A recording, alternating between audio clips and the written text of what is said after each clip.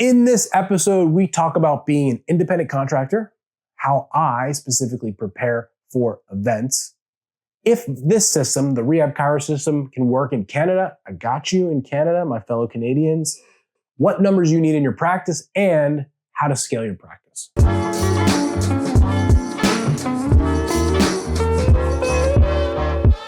All right, welcome to another episode of the Ask Justin Show.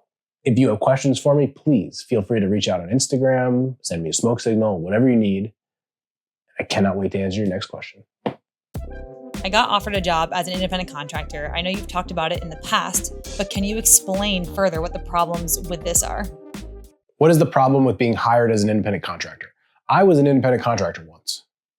Actually, Strive to Move, my business, essentially rented space out of another chiropractor's office. That is what an independent contractor is. Now, the problem that we have in our profession as chiropractors is that the reason why most bosses hire people as independent contractors is because they don't want to pay tax.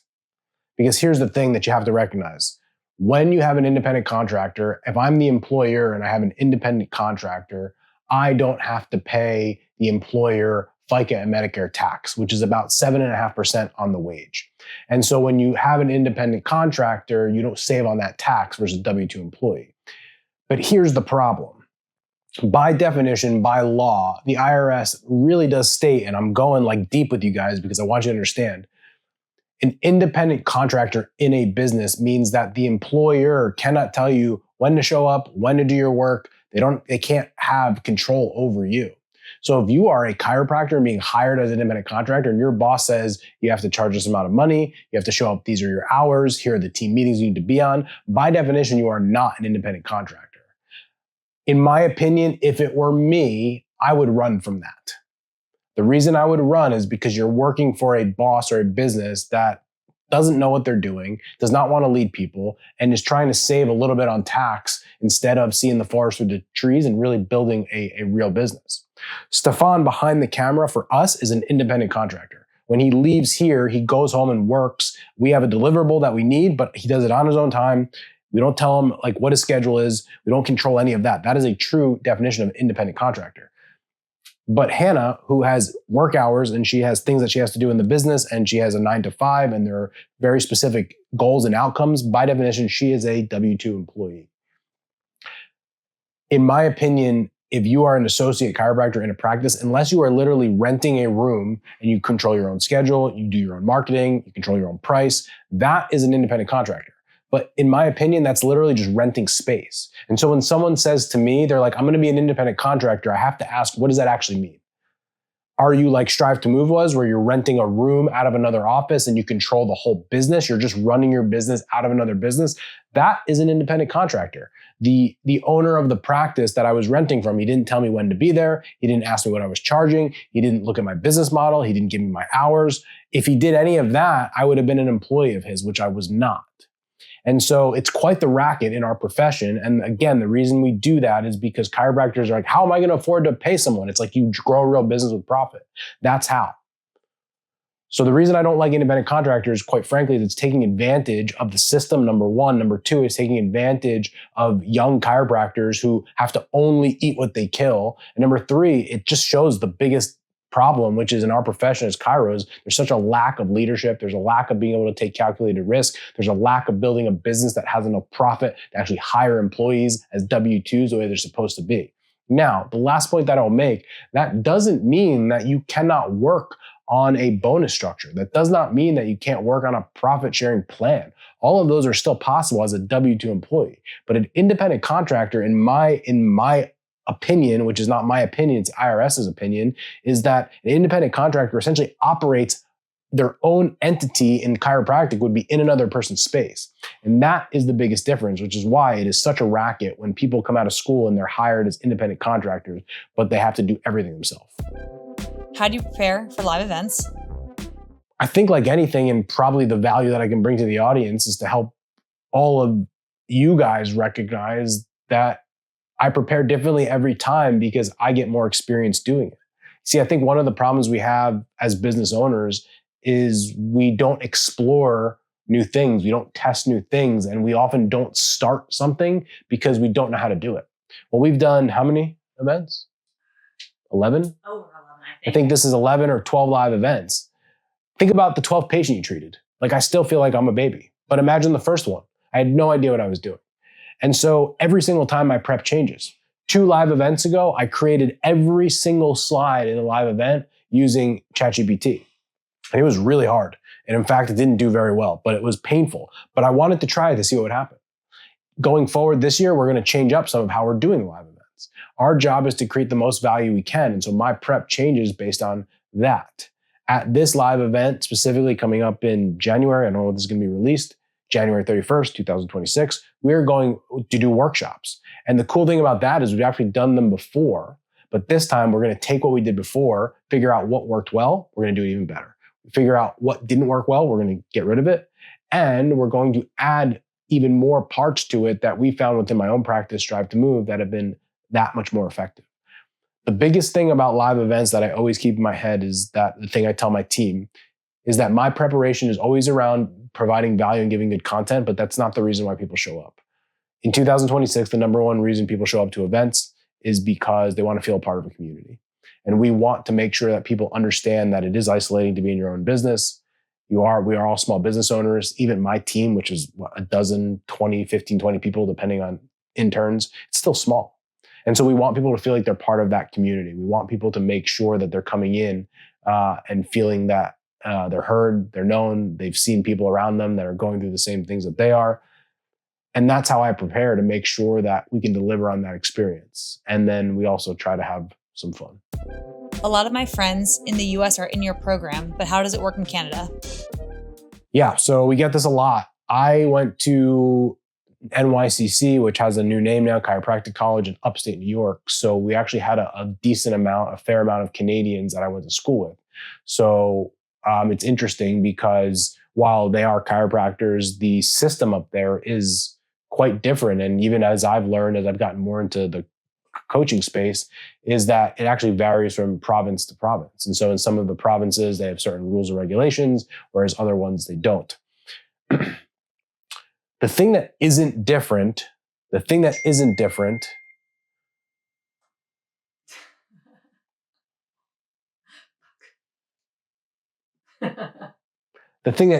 Hannah. It's my sister. Sure it is. Yeah, I'm sure. The thing that isn't different is that the business principles do not change. No matter how many times the Canadian chiropractors respectfully try to tell me that they do. They do not change. Let me say that again. It doesn't matter if you're in the US or you're in Canada or you're in Australia or you're in Singapore. The business principles, the math has to math. Math is the same in the US as it is in Canada. Unfortunately, whoever created the system in Canada, which most people do, created one that it just does not work. It is just a fact that if you are a practicing chiropractor with an office and you own a practice, if you are paying out 40, 50, 60% of collections to that provider, you will not make any money. It doesn't matter if you're in the US, it doesn't matter if you're in Oklahoma or Toronto or Saskatchewan or Saskatoon, it doesn't matter. It doesn't matter. You cannot do that and expect to make any money. Here's how it works. And this is where, but Justin, it works. I see chiropractors that are really successful that do this model. No, you don't get it. The only way that that works, if you're paying out 40, 50, 60% of collections to that individual provider, the only way that it works is this. It is that if the business owner has a full schedule of patients and is profitable themselves, because that business owner will make money on what they treat. And their only hope with all of the rest of the providers that are getting that much of a split is that hopefully those people can maybe cover some of the overhead. But the only money that the business owner makes in that case is the money that they generate. And at that point, you don't actually have a business. You own a job and you happen to have other people renting space. Essentially what it turns into is you have your own chiropractic practice, you treat your patients and you make your money doing that. And then the rest is basically WeWork. It's literally a co-working space. If you want to have a real business that can run independent of you that's going to make profit on patients and on make money that you're not simply just treating all the patients, your percentage splits, they don't change. If you're paying more than 35% of collections to a provider, you're not going to make money, I promise you. At that point, you're better off just staying small and solo. But this rule is violated in the US, but it is violated in Canada all the time. How do I know this? Because I literally have to think about how I present this information when I get Canadians in my program. Because the first thing that they're going to tell me every time is, oh yeah, maybe it's different in the US, but this is how it works here. I'm aware of that. I know it works that way. It's still wrong. It's still wrong. It doesn't work. It will not work. You will not make any money doing that. I know it's hard to hear, and I know I'm in America, and I know it's different. It's not different. I promise you, I will go to my grave with this. And for the Canadians that happen to listen to me, the ones that have listened to me, it changed their life. Now, here's the crazy part. Everyone says, but this is how everyone does it, and that's what they expect. Good. If you're in Canada and you actually can offer a salary to someone, imagine the job market you're going to create. Because the reality is most people graduate Chiro and PT school, they don't want to eat what they kill. They don't want to take any risk. They want to know they have a stable salary where they can come in, treat patients, do the thing they went to school for. If you can provide that for them, you're going to have a crazy business, literally because of the reason you said you couldn't, because everyone does it differently. But healthcare providers are not business owners. If you've taken the leap and taken the risk of being a business owner, by definition, you should do something different. You should do the thing that no one else did. You should have a unique proposition, a unique value proposition of like, we actually pay people a stable wage, which is, again, I know it isn't done in Canada. And I keep saying it. I know it's not done. I'm not stupid. I get it. I understand. It doesn't make it right. And it is not profitable. So there's no, I don't even, what was the question? How does this work in Canada? How does it work in Canada? Well, this works in Canada because this works everywhere. You in Canada, no offense, you don't work. You don't work in Canada. I'm trying to put together a budget for my new practice. Where should I start with my numbers? So if you're trying to put a budget together for your practice, and by the way, Hannah, the question is actually wrong because it's not just someone that has a new practice. I've seen some of the work that people who are in practice have with their budgets. It's a hot mess. So if you're just trying to create a budget, I'm not going to give you an Excel spreadsheet because none of you guys are going to be able to read it anyway. I can't either. Here's what you need to know. Let's dumb it down to the most important things in your business. Most of the expenses in your business are going to be quite fixed, right? So you know what your rent is going to be. It's going to be the same every month. That should be stable. That's going to be the budget item, number one. Number two, let's say ad spend. 5, 10%, 12% of revenue. So if you're making 30 grand, you should be spending $2,000, $3,000, $4,000 on advertising per month. Pretty stable. Insurance, lights, heat, supplies. Typically, that's going to be pretty across the board stable every month. The only number that's going to matter in your business is going to be your salaries. And so one of my mentors, Greg Crabtree, teaches a very simple concept called Simple Numbers 2.0. I'm looking for my book and I can never find them when I need them. Where's my book? Stefan, put a book here. Simple Numbers 2.0. Ding. Greg Crabtree. All right. So Simple Numbers 2.0 is a very, very simple concept. Listen, pay attention because it's like you're going to be, that's it? Yes, that's it. For every dollar you spend in payroll, you need to get at least $2 back in production. So if you add up all your payroll, including you, the business owner, and your payroll is $10,000 per month, that means at a minimum, you need your revenue at a minimum, bare minimum, to be $20,000 per month. At a scaled practice, what I would shoot for is 2.3. So if you pay $10,000 out, you should be making a minimum of $23,000 in revenue. And the more you can get higher than that, if you can get to 2.5, 2.8, you're really going to be profitable. The number one issue that businesses that try to grow have is that they add staff and they're not making the requisite profit on top of that. And so you can literally do it on the back of a napkin. At the end of your month, if you have payroll company that runs your numbers, what was my total payroll that we spent? How much revenue did we create? Is it at least double? And if it's not double, we've got to go back and figure out how to make more money. There's only 3 ways. Charge more, get more new customers, sell them other things. That's it. And here's another thing. What if you actually are at a 2.0 and you're still not making any money or bleeding cash somewhere? It just gives us somewhere else we got to look. Are we paying too much in rent? Do we have other expenses that are wrong? So that very simple formula, it's very quick math. It's something that you looking like that's your number too. So as Hannah starts to look more at the business numbers of our business, which is a multi-million-dollar entity, I asked Greg's team specifically, like, what are the numbers she should be looking at? And they said that. They said you'd be looking at every single week. You can look at what was your payroll this week? What was your payroll bi-weekly? How much revenue did you create compared to that? Is it on target with what our number should be? So that number, that 2.0 number, whatever your salary number is, including you as the business owner, if it's $10,000 a month, at least 20. If it's 20,000, at least 40. If it's $40,000 a month, at least 80. If you can do that, I guarantee you, you will be a profitable and successful business. So if you're building a budget, that's number one. That is absolutely positively number one. That is the only thing that I would focus on. I guarantee you, if that works, the rest of your business is going to be just fine. Unless you're in some crazy situation, like you're a new business owner spending 10 grand a month on rent.